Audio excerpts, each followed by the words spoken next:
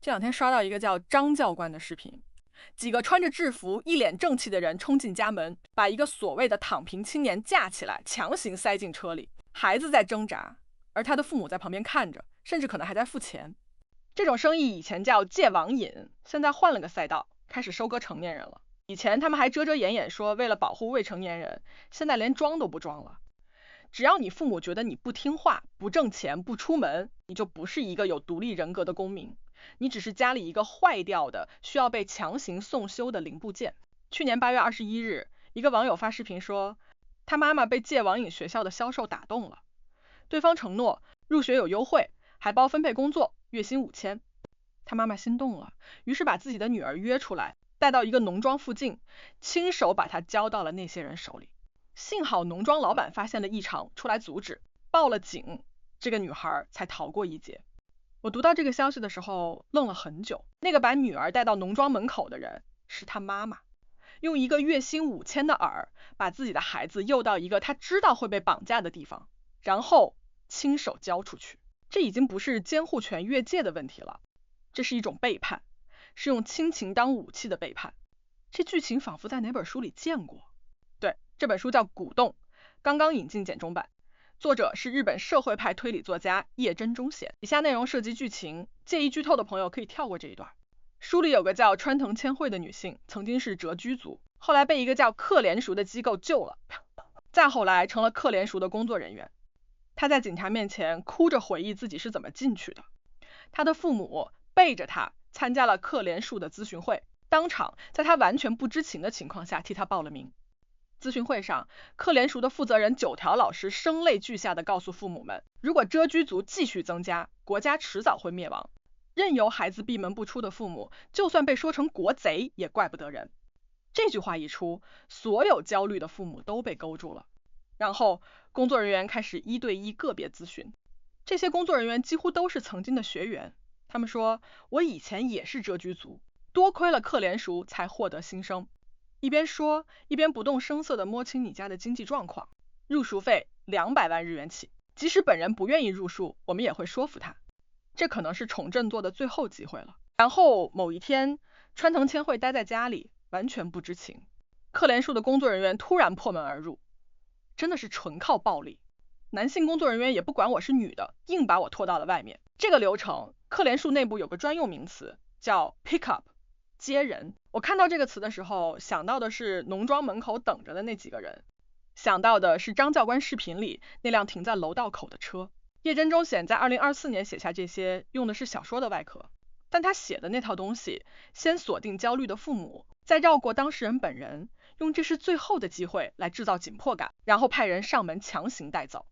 這不是虛構，這是一個已經在跑的商業模式，在日本跑過，現在在中國也在跑。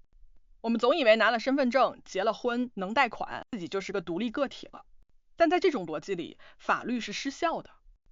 你想想看，一個成年人因為不合群或沒工作，就能被陌生人光天化日之下綁走、關起來。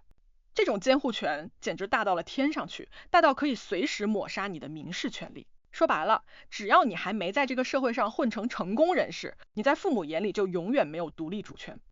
這種權利的邊界，法律根本進不去，或者說，法律在所謂的家務事面前慫得要命。鼓動裡的草鹿秀郎在家鎖了18年，作者葉真中顯沒去罵他懶，他在問，到底是什麼把這個活人逼進那個盒子的？這種問法才是把人當人看。反觀我們現在的處理方式，既然你鎖上門不出來，那我就雇人把門砸了，把你鎖進一個更大的籠子裡。在那個封閉的成長學校裡，你能學會什麼？鼓動裡寫得很清楚，不完成課程就被罵，沒有幹勁就不讓吃飯，強迫跪坐幾個小時，用竹劍打。書裡的川藤千惠說，他是優等生，沒挨過這些，他只是按照要求去做。然後因為周圍的人連這個都做不到，他開始覺得自己比他們強，慢慢恢復了自信。畢業之後，克連淑安排他去一家公司當研修生，以研修費的名義克扣他的薪水。父母喜出望外，覺得這是奇蹟，甚至不願意想想自己把孩子養了20-30年，沒能幫他找到出路，這本身就是一件讓人痛苦的事兒。但正因為痛苦，就更容易被人拿捏。一個陌生的機構告訴你，交錢3個月，孩子就能獨立工作，你信嗎？理智上你應該不信，你自己都教育不好，自己都沒有門路給孩子找到一份月薪5000的工作，憑什麼覺得一個你在諮詢會上剛認識的機構能天上掉餡餅幫你把這件事辦成？但你信了，因為你太想相信了，因為這可能是最後的機會，這句話戳中了你最深的恐懼，所以你簽了合同，付了錢，甚至親手把孩子帶到農莊附近交給那些人。這不是愛，這是把自己的焦慮轉嫁成孩子的牢籠，這是用父母的名義做了一件極其不負責任的事兒。而那個機構從一開始就知道你會這樣，他們的目標客戶從來就不是你的孩子，是你。這不是奇蹟，這是馴化。把一個人關進去，打掉他的稜角，讓他學會在權力面前低頭，然後把他重新推進社會。你看他好了。川藤千惠被 pick up 的那一年是2012年，那是14年前的日本。我們現在是2026年，我們不是不知道這段歷史。藝術來源於生活，前車之鑑就在那裡，寫進了小說，譯成了中文，擺在書店裡，任何人都可以買回去讀。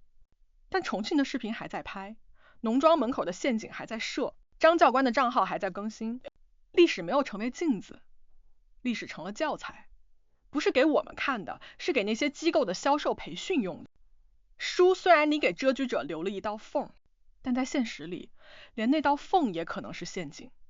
另一端站着的是你最信任的人，而那個陷阱已經有一個專用名詞了，他們管它叫 pick up。